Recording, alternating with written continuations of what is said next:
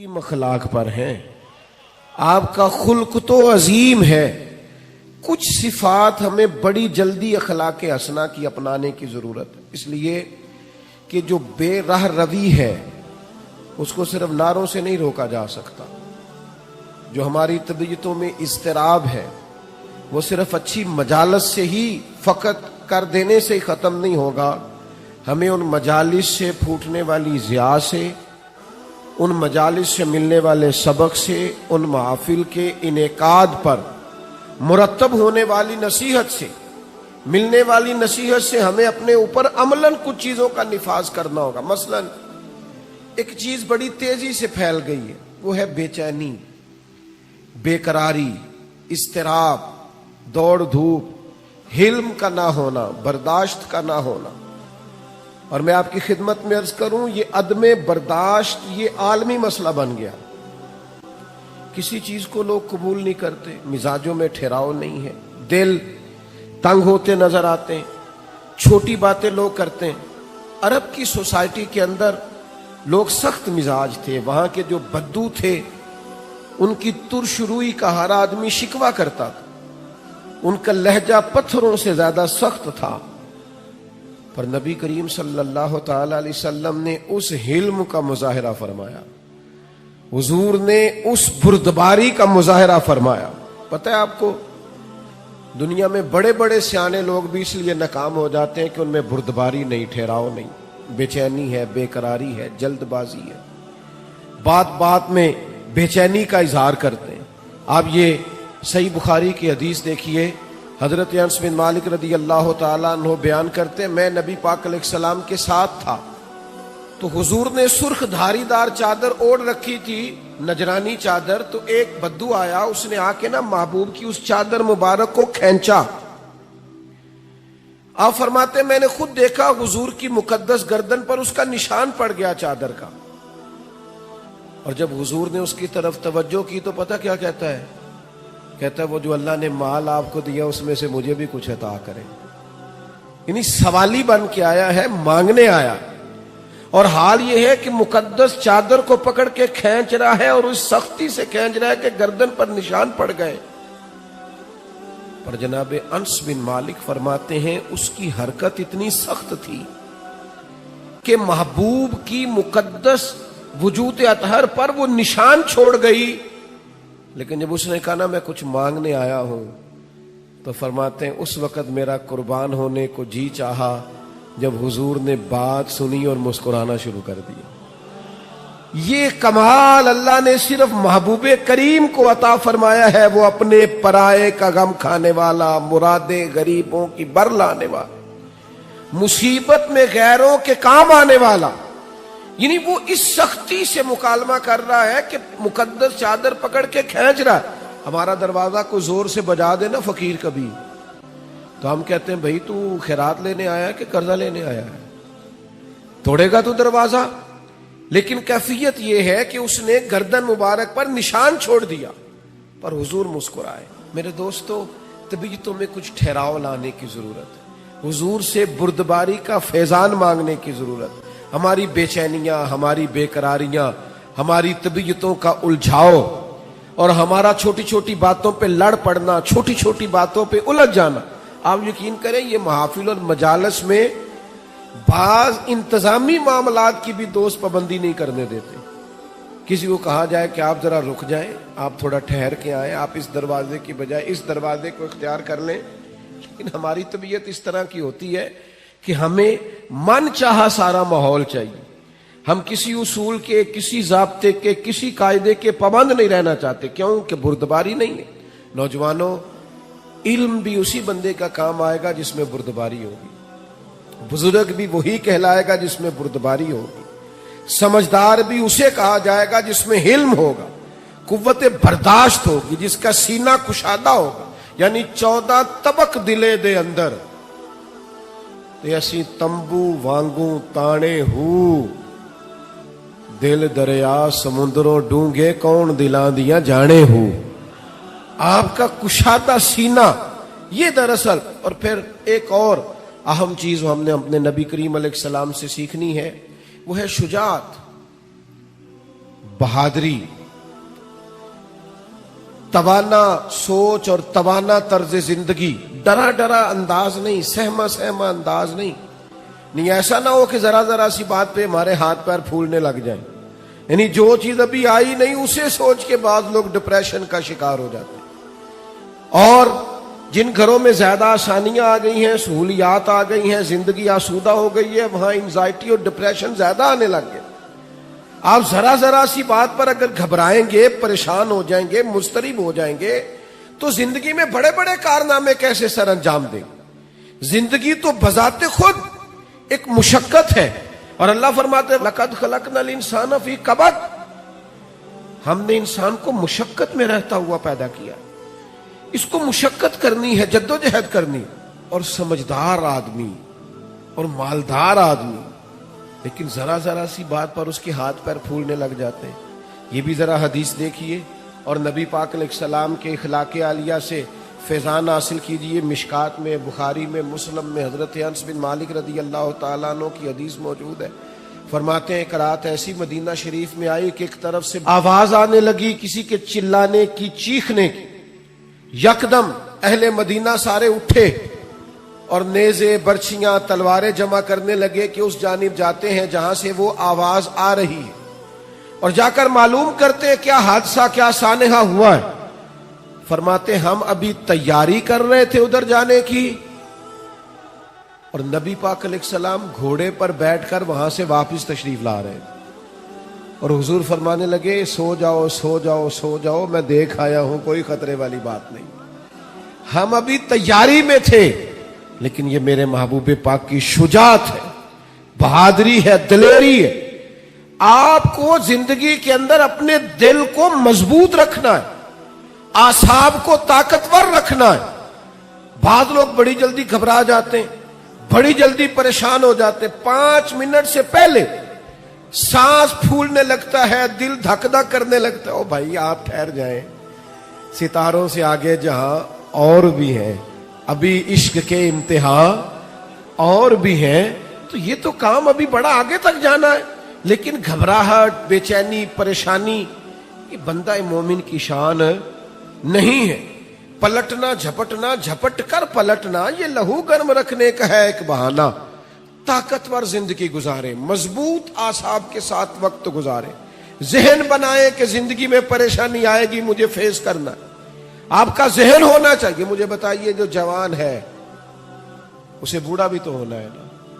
بیمار ہے تو ایک وقت خدا نہ خواستہ وہ بھی تو آئے گا نا کہ بیماری بھی آ جاتی ہے، قوا کمزور ہونے لگتے ہیں. لیکن اگر آپ کا ہمیشہ اسی طرح پریشان رہنے کا خیال ہے تو پھر بات آگے کیسے بڑھے. تو حضور سے فیض مانگے، بہادری کا فیض.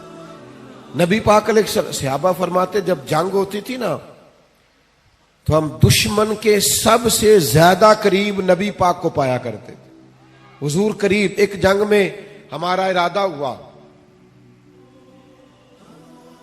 کہ ہم تھوڑا سا پیچھے ہٹ کے نئے سرے سے حملہ کریں، لیکن حضرت ابو سفیان رضی اللہ تعالیٰ عنہ فرماتے محبوب گھوڑے کو ایڑی لگاتے اور جنگ کے اندر جاتے اور آگے ہی بڑھتے چلے جاتے اور آگے ہی نبی پاک علیہ السلام پیش قدمی فرماتے. تو میں نے عرض کی حضور تھوڑا سا پیچھے ہٹ کے نئے سرے سے حملہ نہ کیا جائے. تو فرمایا نہ بھائی پیچھے نہیں ہٹنا، میں نبی ہوں، بات یہ بھی سچی ہے، اور میں عبد المطلب کا پوتا ہوں، بات یہ بھی سچی ہے، لہذا پیچھے نہیں ہٹنا، آگے کی طرف پیش قدمی کرنی. تو میرے دوست گھبراہٹ نہیں، بے چینی نہیں، الجھاؤ نہیں. میلاد شریف والے محبوب سے یہ فیضان پائیں کہ ہم نے ہمیشہ اپنے اعصاب کو مضبوط رکھنا. پھر اللہ تعالیٰ نے نا اپنی حکمت کے ساتھ لوگوں کے اندر دولت کو تقسیم کیا، یہ اس کی حکمت ہے. سورۃ الشورى کے اندر اللہ تعالیٰ نے فرمایا کہ اگر سب لوگوں کو مال میں وسعت دے دی جاتی تو زمین میں فساد ہو جاتا، بغاوت ہو جاتی. سب کو مال میں وسعت نہیں ملتی، لیکن جن امیروں کو اللہ مال عطا کرتا ہے نا ان میں غریبوں کا بھی حق ہوتا ہے. قرآن مجید کہتا ہے سائل کا اور محروم کا حق ہے. یہ جو میں کہہ رہا ہوں اس پر غور کریں، حق ہے.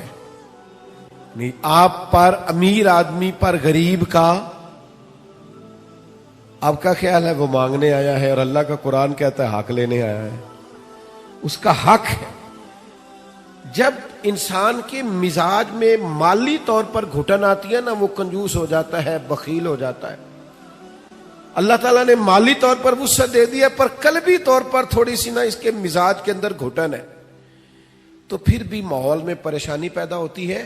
اللہ تعالیٰ بعض لوگوں کو زیادہ مال عطا کرتا ہے، ان کی ذمہ داری ہے غریب بہن بھائیوں کا، دوستوں کا، پڑوسیوں کا، سائلین کا، مساکین کا، یتیموں کا، بیواؤں کا، کمزوروں کا خیال رکھیں، ان کی مالی معاونت کریں اور ان کا حق سمجھ کر کریں کہ اللہ حضور سید عالم علیہ السلام کا ایک فرمان اگر کبھی ہمیں یاد ہو جائے نا تو آپ یقین کریں کہ دل کبھی تنگ نہ ہو خرچ کرتے ہوئے۔ حضور فرماتے ہیں رب تمہیں جو عطا کرتا ہے نا وہ تمہارے ضعیفوں کی برکت سے عطا کرتا ہے۔ وہ جو تمہارے ہاں کمزور روٹی کھا جاتے ہیں نا، غریب کھا جاتے ہیں، ان کے سبب سے اللہ تمہیں دیتا ہے۔ تو اگر یہ ذہن بن جائے نا کہ اللہ تعالیٰ پتہ نہیں کس کی برکت سے دے رہا ہے، تو پھر جب کوئی آئے تو بندے کا دل تنگ نہیں ہوگا، وہ پریشان نہیں ہوگا، مضطرب نہیں ہوگا۔ بلکہ ہم نے تو تاریخ میں ایسے بھی سخی پڑے ہیں کہ کوئی لینے آتا تھا تو اس کا شکریہ ادا کرتے تھے کہ یار تیری مہربانی، تو نے اس قابل سمجھا ہے کہ میں تیرے کچھ کام آ سکتا ہوں۔ نبی کریم صلی اللہ تعالی علیہ وآلہ وسلم کے اخلاق عالیہ سے، حضور کی سیرت پاک سے ہمیں جو فیضان ملتا ہے نا، اس نقطے کو ضرور سمجھیے گا۔ یعنی آپ کتب سیرت میں یہ پڑھیں گے کہ مہینہ مہینہ کاشانہ نور کے اندر آگ نہیں جلی، چولہا نہیں جلا، کھجور پانی پہ گزارا، اور اگر ایک سونے کی ڈلی گھر میں پڑی رہ گئی ہے ایک ٹکڑا، تو نبی کریم علیہ السلام نماز پڑھا کے تیزی سے گھر تشریف لے گئے اور حضور نے اسے اٹھایا اور اللہ کے راستے میں خیرات کر دی۔ کسی چیز کو گھر میں پڑا نہیں رہنے دیا۔ گھر میں تو دعا مانگی تھی کہ یا اللہ ایک وقت فاقہ ہو، ایک وقت روٹی ہو، لیکن حضرت جابر ابن عبداللہ رضی اللہ تعالیٰ عنہ ارشاد فرماتے ہیں، بخاری مسلم دونوں میں موجود ہے، فرماتے ہیں کہ جب بھی کسی نے حضور سے سوال کیا ہے نا، تو جو چیز ہم نے حضور کی زبان سے نہیں سنی وہ نہیں ہے۔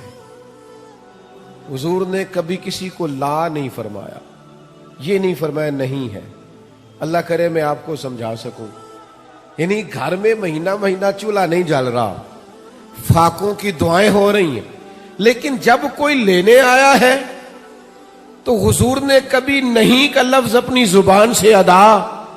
ایسا کوئی محبوب کہیں ہوگا نہ کہیں ہے، بیٹھا ہے چٹائی پہ مگر عرش نشیں ہے، اور ملتا نہیں کونین کو کیا کیا تیرے در سے، ایک لفظ نہیں ہے جو تیرے لب پہ نہیں ہے۔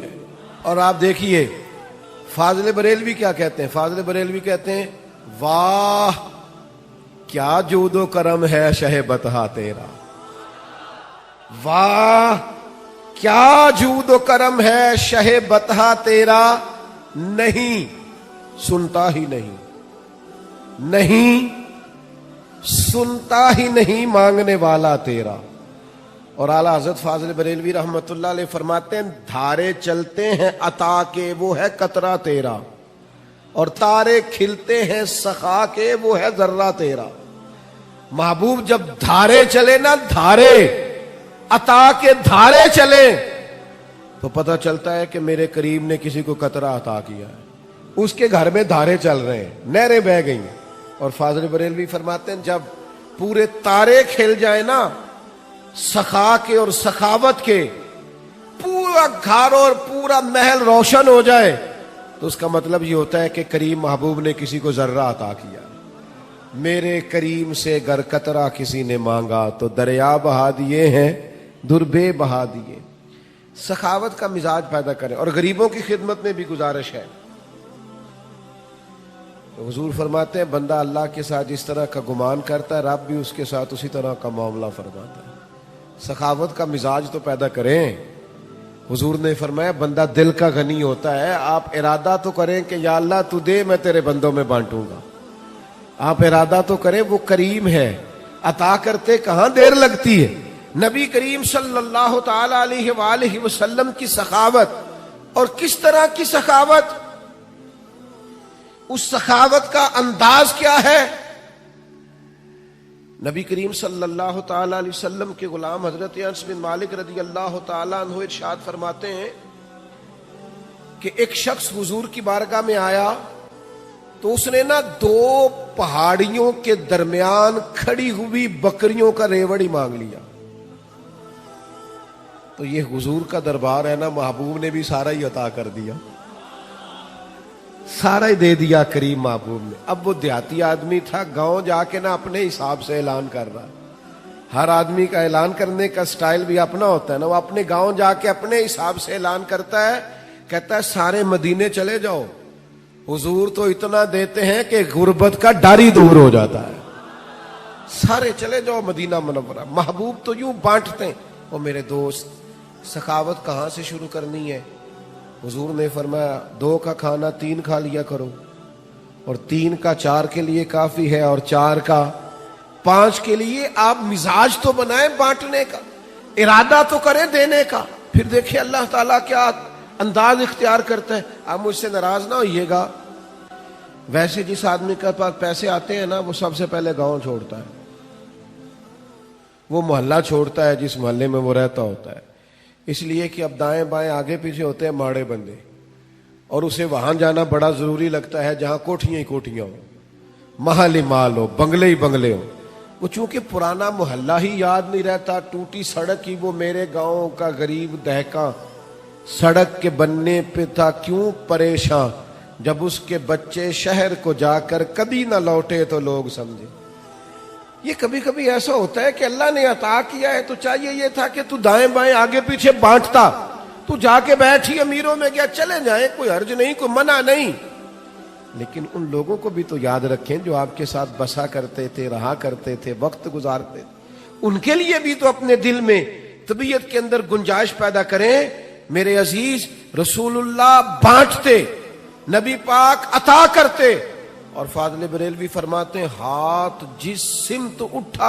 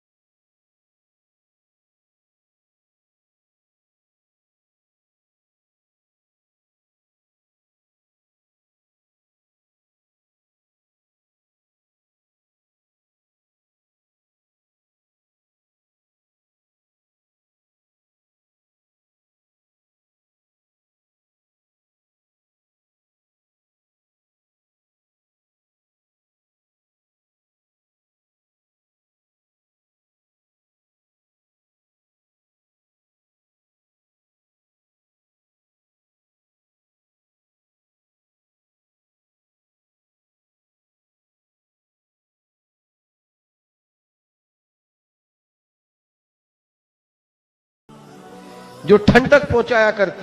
عزیز بھائی ایک اور بات بھی آپ سے عرض کرنی ہے کہ جو غصہ ہوتا ہے نا انسان کی طبیعت میں، یہ غصہ نہ آنا بھی ایک بیماری ہے، غصہ آنا بھی چاہیے. وَغْلُظْ عَلَيْهِمْ، دین کے دشمنوں پر بندے کو غضبناک ہونا چاہیے. محبوب بھی غصہ کرتے تھے. حضرت عائشہ صدیقہ رضی اللہ تعالیٰ عنہ فرماتی ہیں اگر کوئی دین کی حدیں توڑتا تھا نا، شریعت کی حدود تو حضور غصہ کرتے تھے. یعنی کچھ لوگ کہتے ہیں فلانے کو غصہ آتا ہی نہیں، تو میں نے کہا یہ بھی بیماری ہے، اس کا بھی علاج ہونا چاہیے. اگر کہیں شریعت کی نافرمانی ہو رہی ہے، اسے غصہ نہیں آتا، تو یہ بھی قابل علاج بیماری ہے، اس کا بھی علاج ہونا چاہیے. آپ کو غصہ، اعلیٰ حضرت فرماتے ہیں دشمن احمد پہ شدت کیجیے، وہ ملحدوں سے کیا مروت کیجیے.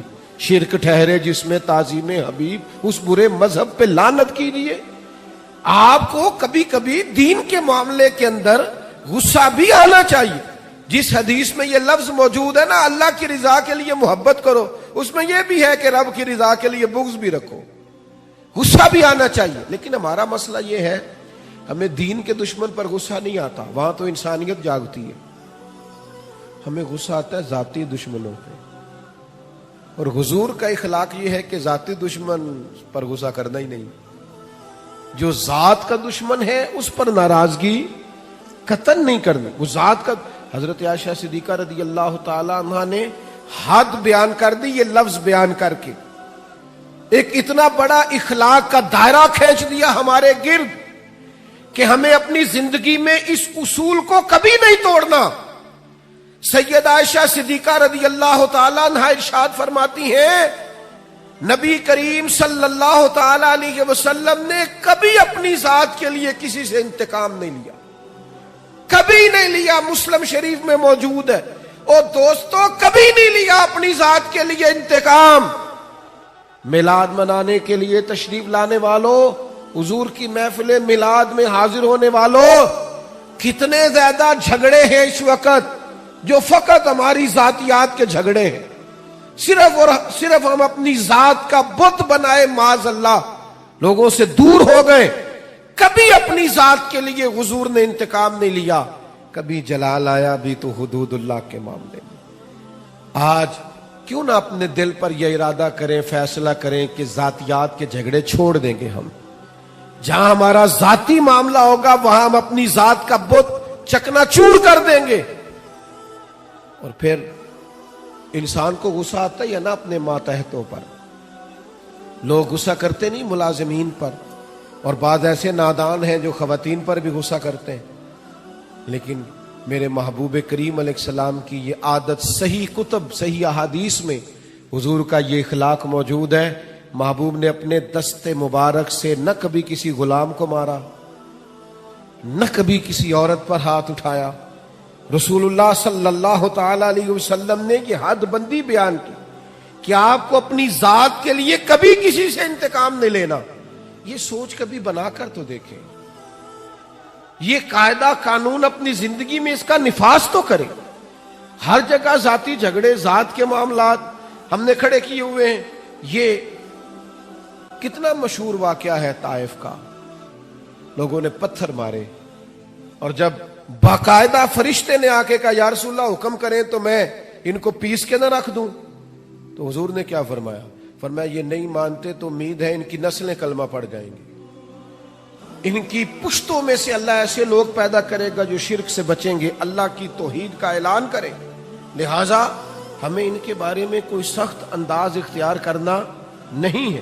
میرے دوستو ایک اور بھی مسئلہ بن گیا ہمارے ہاں. میں بات سمیٹنے کی طرف آ رہا ہوں، پر آپ کا ذوق شوق دیکھ کے میری طبیعت بھی بڑھ رہی ہے کہ باتیں کچھ اور کروں آپ کے ساتھ.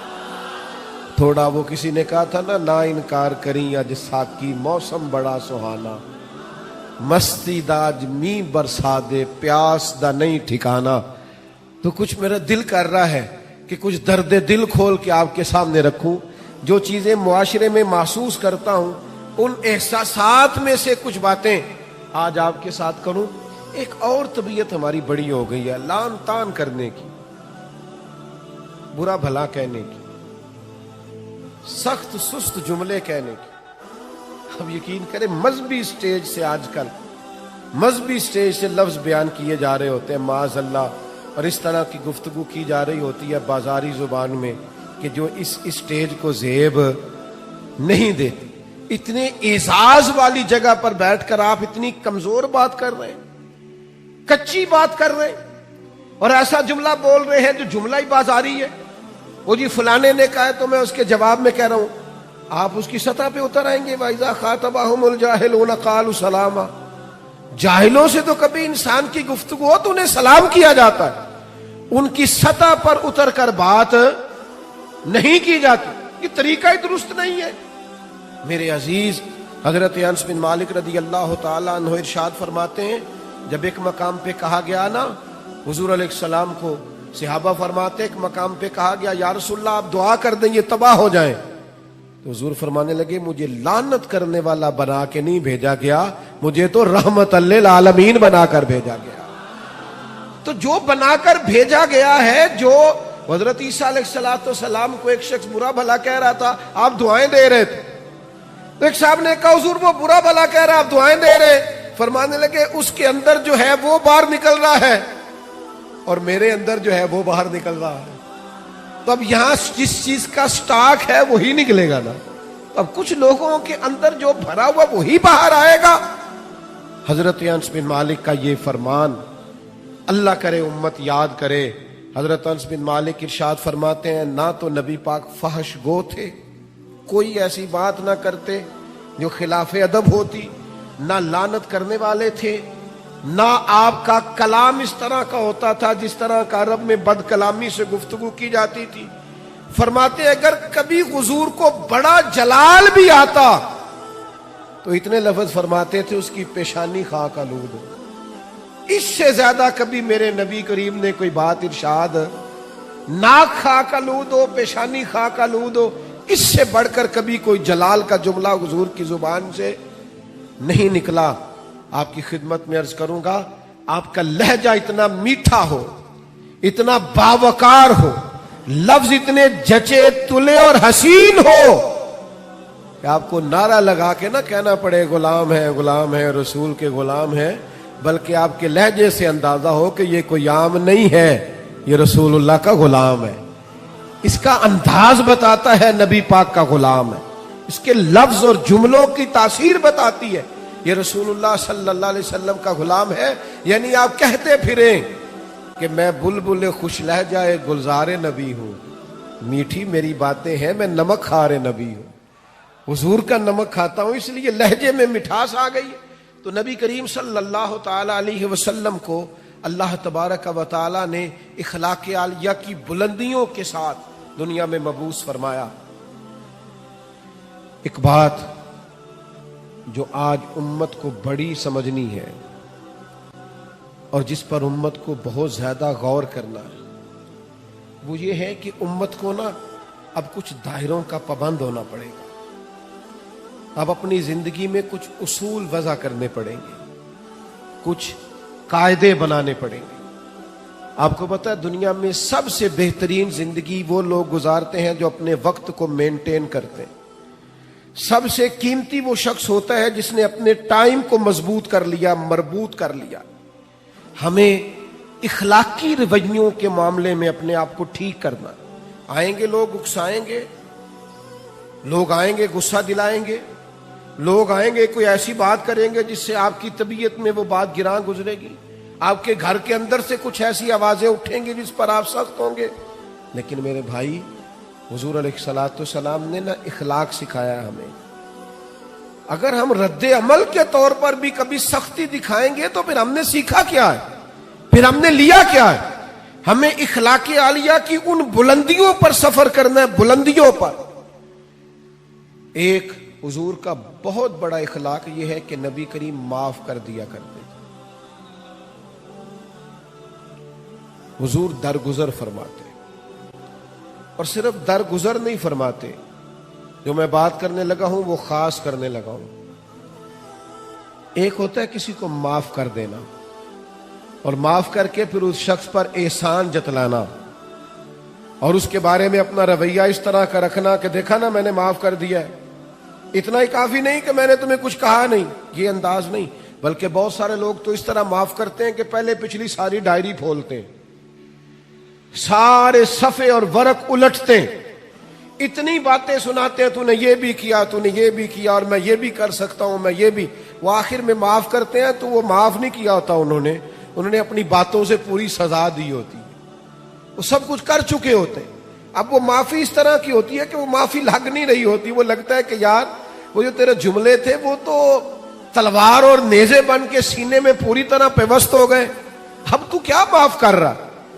نبی پاک علیہ السلام کا کمال دیکھو،